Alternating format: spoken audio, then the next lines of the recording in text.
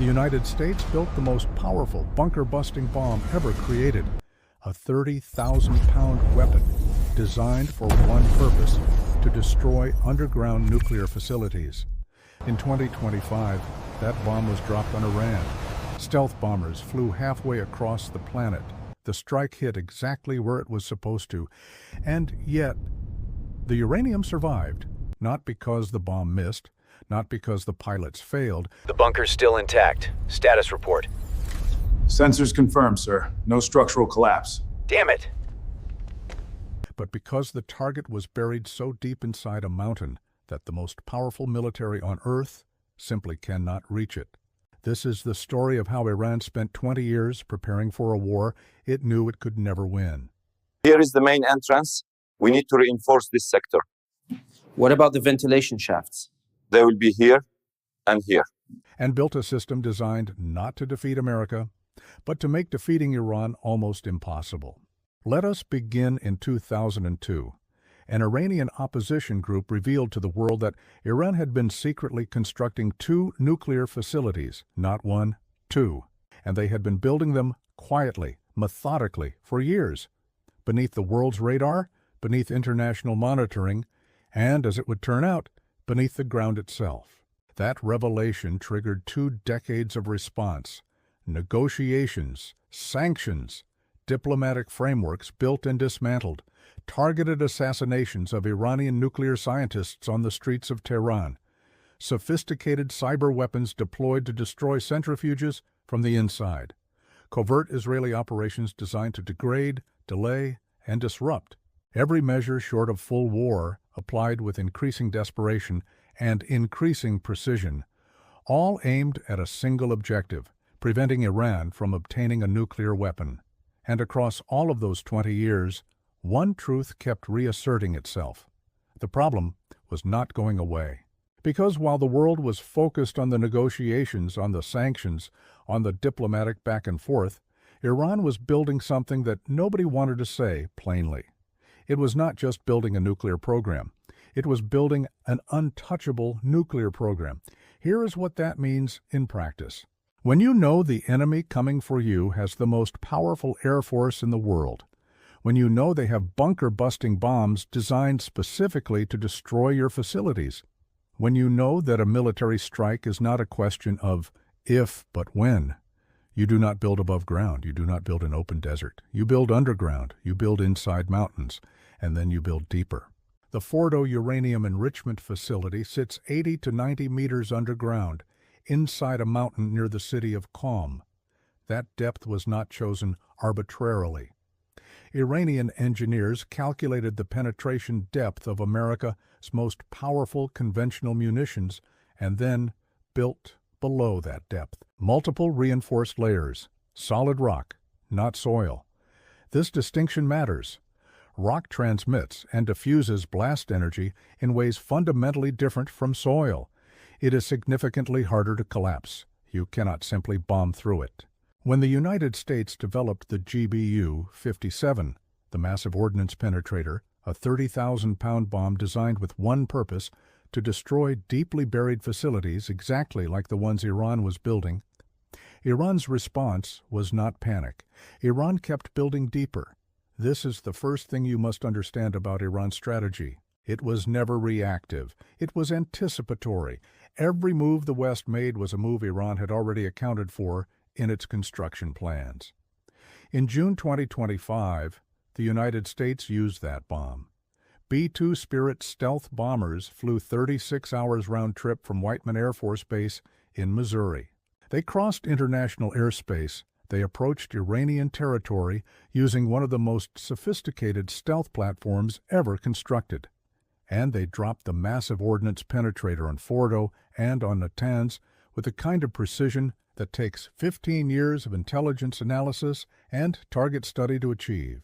And then the United States Chairman of the Joint Chiefs of Staff told the United States Senate in a classified briefing that the bomb was not used on Isfahan, not because of a miscalculation, not because of a last-minute diplomatic intervention, because it would not work. The facility at Isfahan which houses an estimated 60% of Iran's near-weapons-grade enriched uranium, is buried so deeply that America's most senior military officer told Congress in a classified setting that the United States does not have the military capability to destroy it.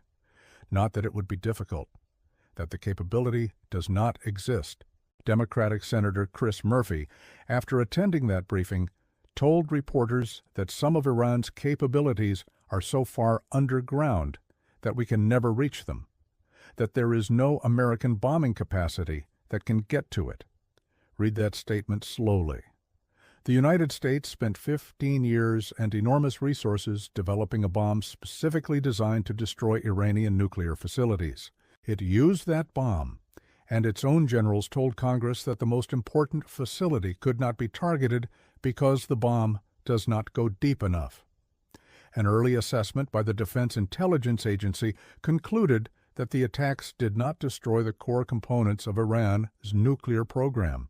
The estimate: the program had been set back by months, not years, months. Intelligence assessments also indicated that Iran may have moved a significant portion of its enriched uranium out of targeted facilities before the strikes were executed. Months after the most technically complex bombing campaign in the history of air power.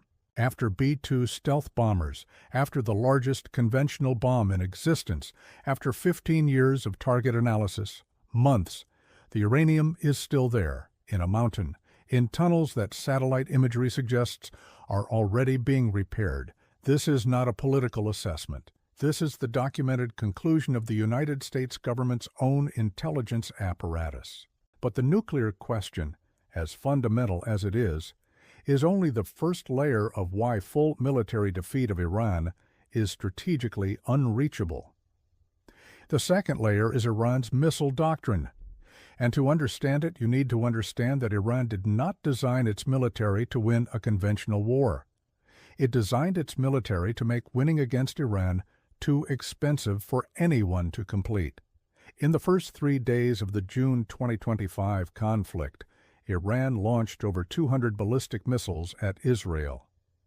By the end of the initial campaign phase, that number had climbed to roughly 500.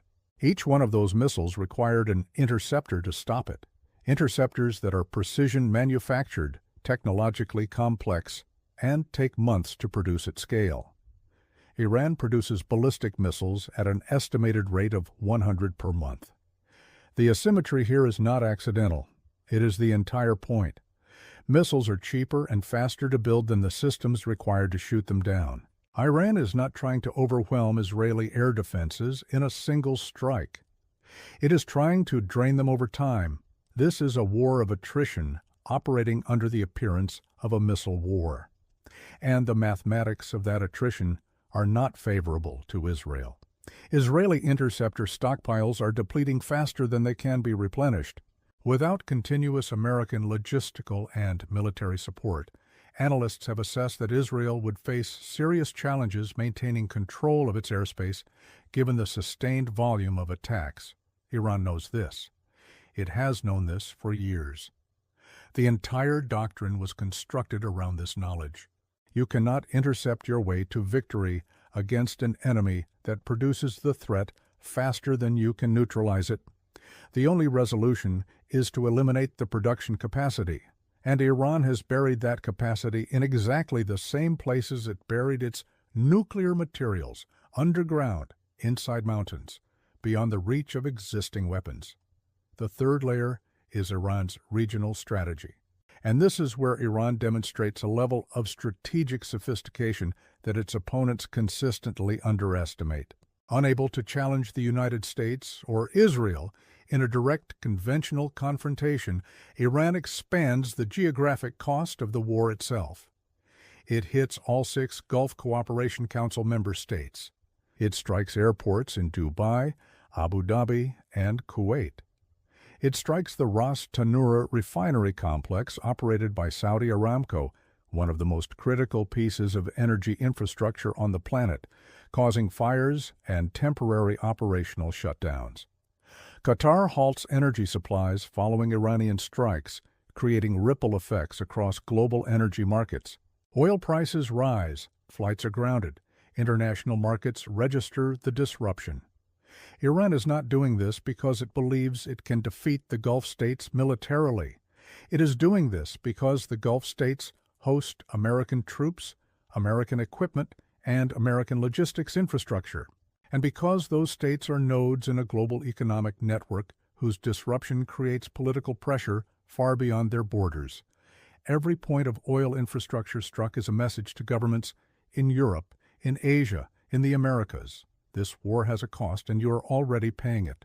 Iran is betting that the accumulation of that cost over time creates international pressure for a negotiated end to the conflict before Iran's missile stockpiles are fully depleted. So far, that strategy has not fractured the American-Israeli coalition. Gulf states have largely condemned the Iranian strikes, but the strategy does not need to work immediately. It needs to make the campaign unsustainable over months, and the economic costs continue to accumulate. Every single day, the war continues. The fourth layer is the one that political analysts discuss the least, and it may be the most decisive of all.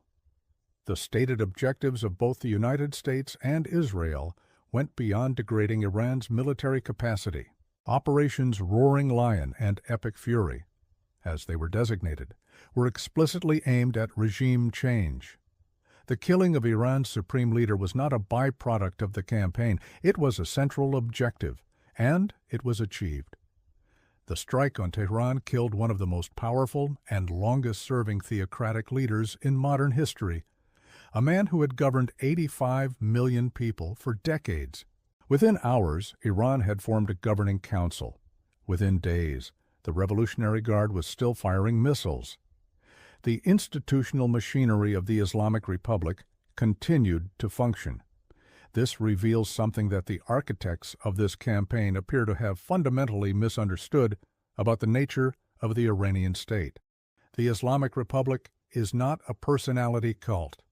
It is not a system held together by the charisma or survival of a single individual. It is a revolutionary bureaucracy, a theocratic deep state with 47 years of institutional roots, embedded military structures, economic networks, and millions of people whose livelihoods, identities, and social positions are tied to its survival. The death of a supreme leader does not end that system any more than the death of a corporation's founder ends the corporation. The institution has its own momentum, its own internal power structures, its own succession mechanisms, all of which were designed explicitly to function under conditions of foreign attack. Because that is precisely the scenario the architects of the Islamic Republic always assumed would eventually arrive. History makes this point with brutal consistency. The United States dropped more ordnance on North Vietnam than was used across the entirety of World War II. North Vietnam did not collapse. The United States and NATO bombed Serbia for 78 days over Kosovo, a small country with no strategic depth, no mountain fortresses, no dispersed missile network, and it still took 78 days to force a ceasefire. The United States destroyed Saddam Hussein's military in 3 weeks. The political and strategic problem that military operation was supposed to resolve lasted 20 more years and ultimately strengthened Iranian regional power. Iran is 1.6 million square kilometers, a nation of 85 million people, mountainous terrain, geographic depth, dispersed infrastructure built over decades specifically to survive sustained aerial bombardment. You can bomb a country like that for years and not achieve the political outcome you are pursuing. Which brings us to the central paradox of this entire conflict, stated as plainly as it can be stated. The United States and Israel can destroy almost anything above ground in Iran. They can kill its leaders, they can destroy its air force, they can degrade its missile infrastructure, they can damage its naval capacity, they can strike its nuclear facilities repeatedly. They are doing all of these things and executing them with extraordinary precision and capability. But they cannot reach the uranium that matters most. It is in a mountain in tunnels beyond the reach of any existing conventional weapon. The United States government's own generals have confirmed this to Congress in classified testimony. They cannot permanently eliminate the knowledge required to rebuild a nuclear program. That knowledge exists in the minds of scientists, in institutional memory, in the accumulated expertise of a program that has been running for 2 decades. You cannot bomb human memory. You cannot vaporize institutional knowledge with a stealth aircraft. They cannot bomb a nation of 85 million people into political submission without a ground invasion. And neither the United States nor Israel has the forces, the political will, or the international support to execute one. And they cannot sustain indefinitely a campaign whose costs in interceptor stockpiles, in oil prices, in regional stability, in American political consensus, and in Israeli economic endurance accumulate every single day. The United States launched this war without congressional authorization. It was an executive decision. Republican Speaker Mike Johnson described it as defensive. Senior Democratic Senator Mark Warner stated publicly that there was no imminent threat to the United States. There was a threat to Israel. That distinction matters enormously in terms of political sustainability. Combat casualties, rising fuel costs, and the continued spectacle of Iranian missiles striking Gulf infrastructure erode the political consensus that allowed this operation to begin. What happens in Week 6? What happens in Month 3 if Iran is still firing missiles from dispersed mobile launchers that are notoriously difficult to locate and destroy before they are used?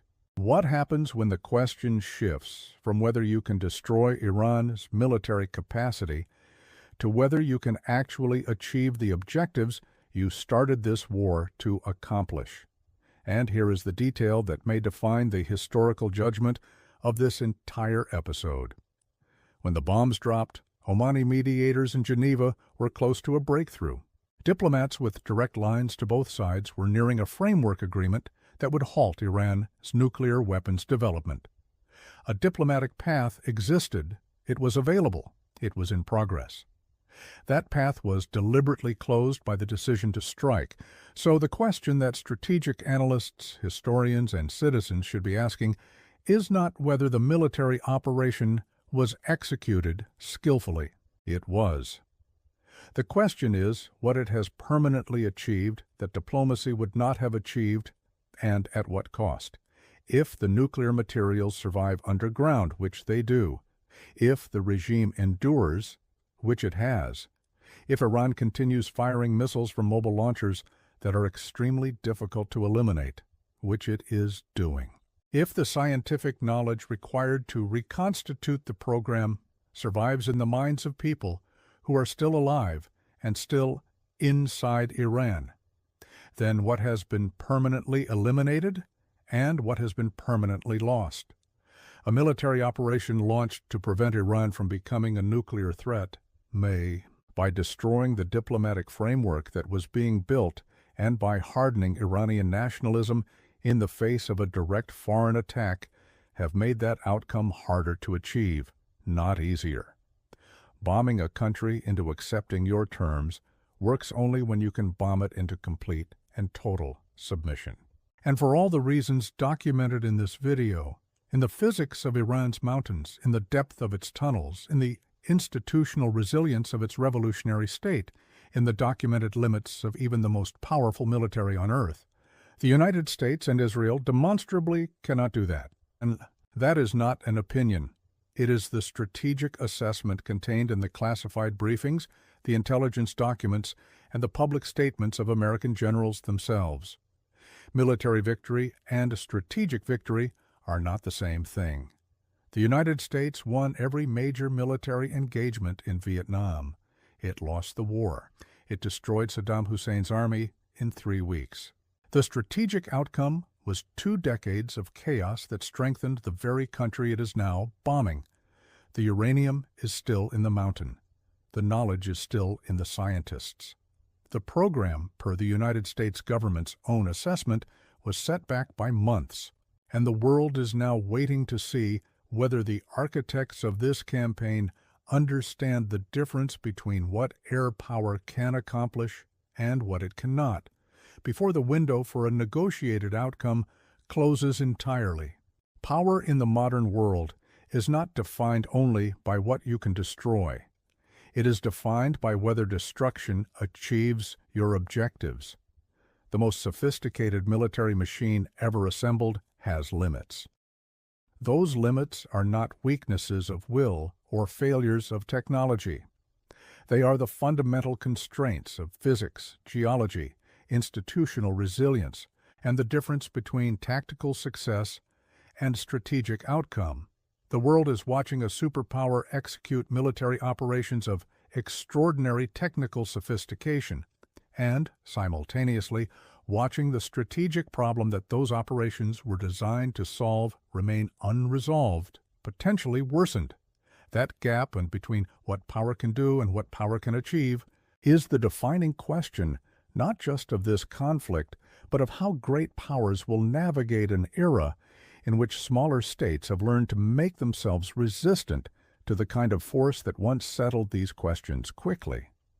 If you want to understand how the world actually works, not as it is presented in press releases or political speeches, but in the mechanics of systems, strategy, and consequence, then you need to keep asking the questions that the official narratives are not built to answer. What did this achieve? At what cost? And who decided the price was worth paying? Think about that. And watch this space closely, because the answers are still being written.